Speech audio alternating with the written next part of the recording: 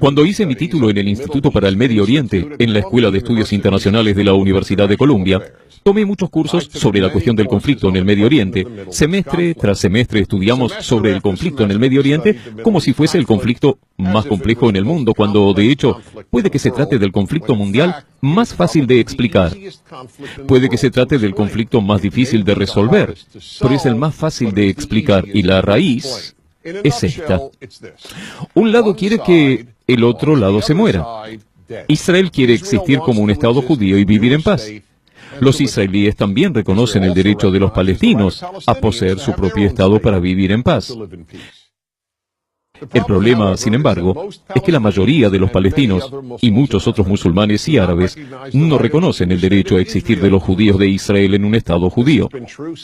Esto ha sido verdad desde 1947, cuando las Naciones Unidas decidieron partir el territorio conocido como Palestina en un Estado judío y otro Estado árabe. Los judíos aceptaron la partición de las Naciones Unidas, pero ningún árabe o musulmán lo aceptó. Cuando el gobierno británico terminó el 15 de mayo de 1948, los ejércitos de todos los países árabes vecinos, Líbano, Siria, Irak, Transjordania y Egipto, atacaron al Estado de Israel, que tenía un día de vida para destruirlo, pero, para sorpresa del mundo, el pequeño Estado judío sobrevivió, y eso volvió a suceder en 1967, cuando el dictador egipcio, Gamal Abdel Nasser, anunció en sus palabras su plan de destruir Israel. Él colocó sus tropas en las fronteras con Israel, y así lo hicieron los ejércitos de los países árabes de los alrededores, que también se movilizaron para atacar. Sin embargo, Israel atacó preventivamente a Egipto y Siria. Israel no atacó a Jordania pidiéndole al rey de Jordania que no se uniese a la guerra, pero él sí lo hizo. Y a consecuencia de eso, Israel tomó control de tierras jordanas, específicamente la Cisjordania en la ribera del Jordán. Inmediatamente después de la guerra, los líderes árabes se dirigieron a Jartum en Sudán y anunciaron sus famosos 3 no. No reconoceremos, no habrá paz y no habrán negociaciones. ¿Qué es lo que Israel debería haber hecho? Bueno, una cosa que Israel hizo un poco más que una década más tarde, en 1978, fue entregar la totalidad de la península del Sinaí, que era un territorio más grande que el de Israel y que tenía petróleo, de regreso a Egipto, porque Egipto, con un nuevo liderazgo, firmó un acuerdo de paz con Israel.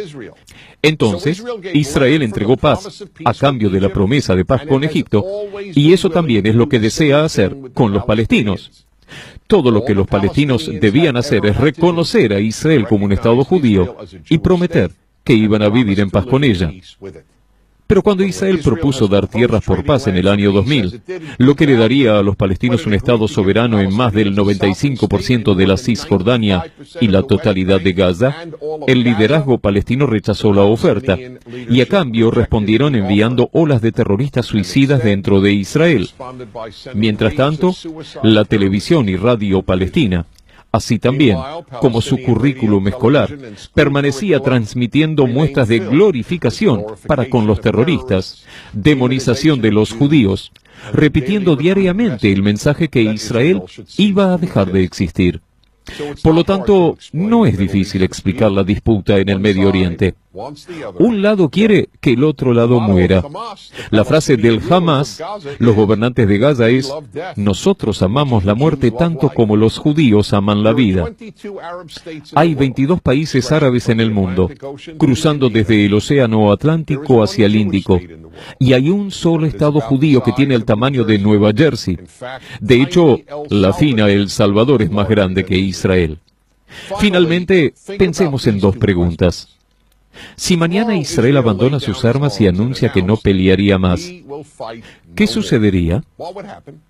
Y si los países árabes que rodean a Israel anunciasen que abandonan sus armas y anunciasen que no pelearían más, ¿qué sucedería? En el primer caso, se produciría una inmediata destrucción del Estado de Israel y la destrucción masiva de la población judía. En el segundo caso, habrá paz al día siguiente. Como he dicho, podemos concluir que se trata de un problema simple de describir. Un lado quiere que el otro muera, y si se muere, habrá paz. Por favor, recuerda esto. Nunca ha habido un Estado en la zona conocida como Palestina que no haya sido judío.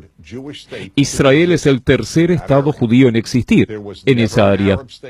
Nunca ha habido un Estado árabe, y nunca ha habido un Estado palestino, ni nunca ha habido un Estado musulmán, ni de otro tipo. Esa es la cuestión. ¿Por qué no puede un Estado judío del tamaño de El Salvador ser capaz de existir? Ese es el problema en el Medio Oriente. Yo soy Dennis Prager.